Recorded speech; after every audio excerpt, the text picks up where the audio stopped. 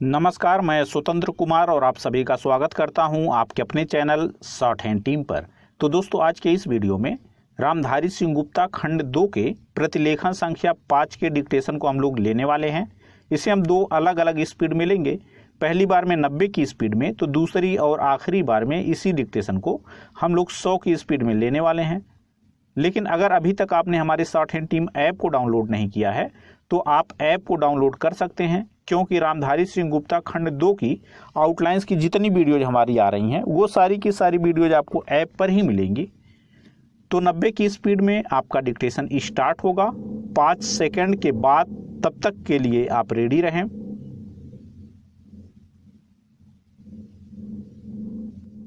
Start.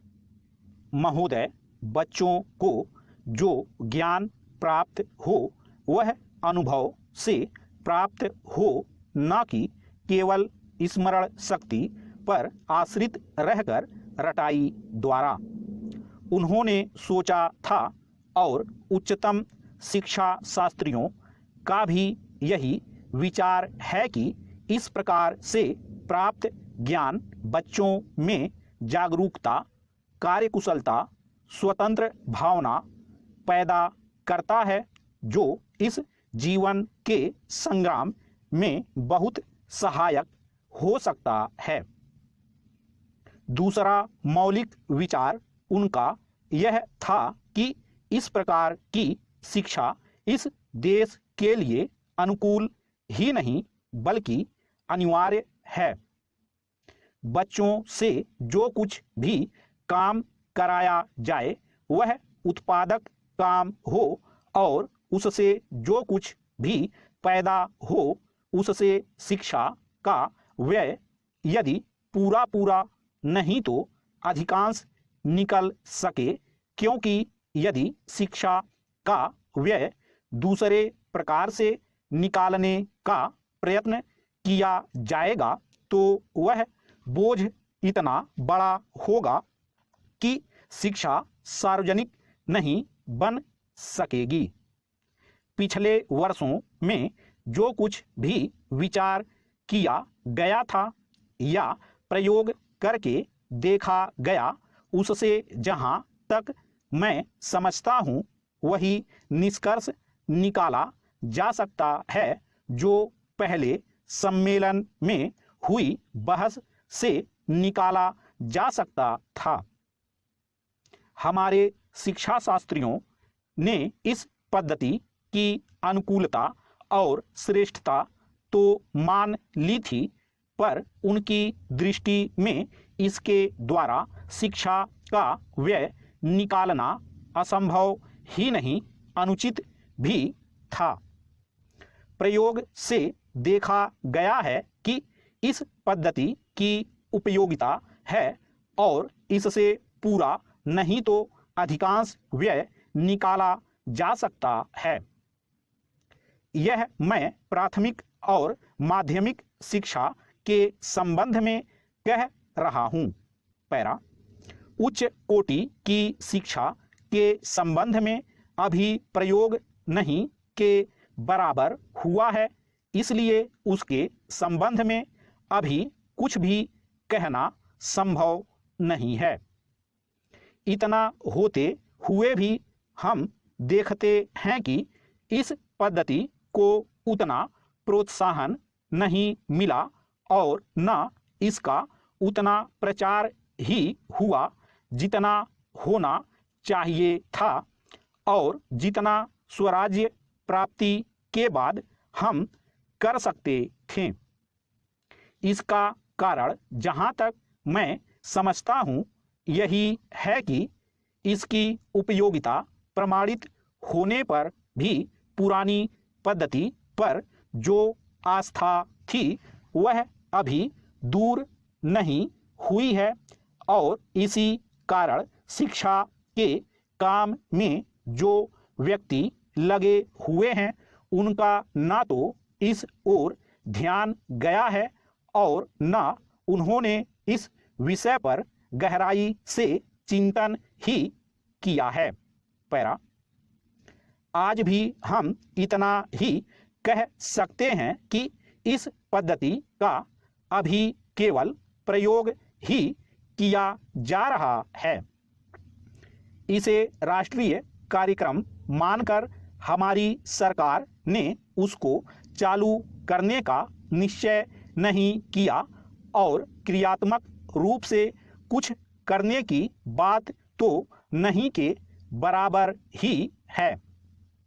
उसका परिणाम यह हुआ है कि पुरानी पद्धति की संस्थाएं दिन प्रतिदिन बढ़ती जा रही हैं और शिक्षा पर सरकार जो कुछ भी व्यय कर सकती है या करना चाहती है उसका बहुत बड़ा अंश उस पद्धति को ही बनाए रखने में व्यय हो रहा है और इस पद्धति को बहुत कम प्रोत्साहन मिला है।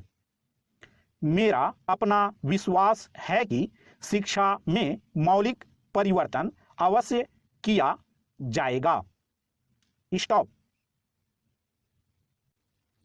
दोस्तों, इसी डिक्टेशन को दूसरी बार में हम लोग 100 की स्पीड में लेंगे, लेकिन अगर अभी तक आपने हमारे शॉर्ट हैंड टीम ऐप को डाउनलोड नहीं किया है तो आप ऐप को डाउनलोड कर सकते हैं, क्योंकि इस प्रतिलेखन की प्रत्येक शब्द की आउटलाइन आपको ऐप पर ही मिलेंगी, यूट्यूब पर नहीं मिलेंगी। तो इस वजह से आप चाहें तो ऐप को डाउनलोड करके एक एक शब्द की आउटलाइन को जान सकते हैं। तो 100 की स्पीड में आपका डिक्टेशन स्टार्ट होगा 5 सेकेंड के बाद। तब तक के लिए आप रेडी रहें।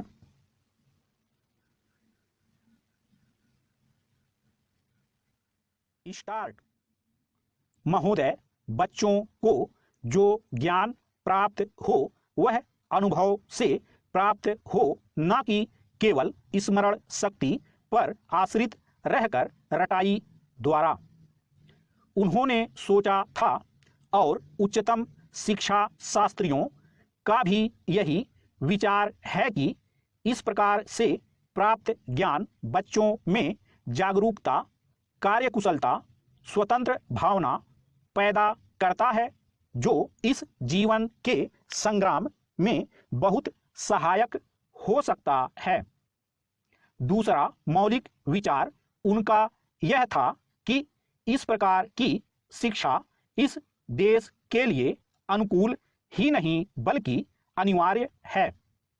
बच्चों से जो कुछ भी काम कराया जाए वह उत्पादक काम हो और उससे जो कुछ भी पैदा हो उससे शिक्षा का व्यय यदि पूरा पूरा नहीं तो अधिकांश निकल सके, क्योंकि यदि शिक्षा का व्यय दूसरे प्रकार से निकालने का प्रयत्न किया जाएगा तो वह बोझ इतना बड़ा होगा कि शिक्षा सार्वजनिक नहीं बन सकेगी।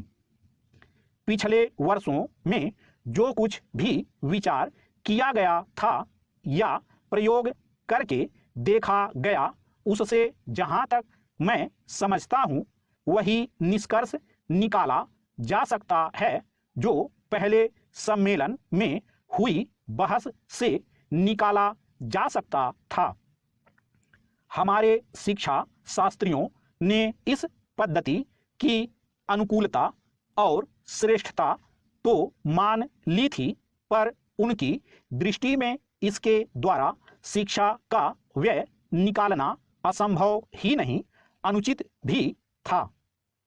प्रयोग से देखा गया है कि इस पद्धति की उपयोगिता है और इससे पूरा नहीं तो अधिकांश व्यय निकाला जा सकता है। यह मैं प्राथमिक और माध्यमिक शिक्षा के संबंध में कह रहा हूं। पैरा। उच्च कोटि की शिक्षा के संबंध में अभी प्रयोग नहीं के बराबर हुआ है, इसलिए उसके संबंध में अभी कुछ भी कहना संभव नहीं है।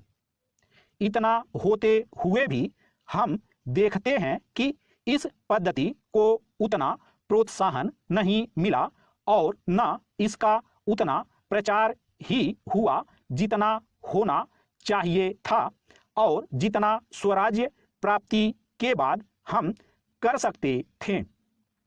इसका कारण जहां तक मैं समझता हूं यही है कि इसकी उपयोगिता प्रमाणित होने पर भी पुरानी पद्धति पर जो आस्था थी वह अभी दूर नहीं हुई है और इसी कारण शिक्षा के काम में जो व्यक्ति लगे हुए हैं उनका ना तो इस ओर ध्यान गया है और ना उन्होंने इस विषय पर गहराई से चिंतन ही किया है।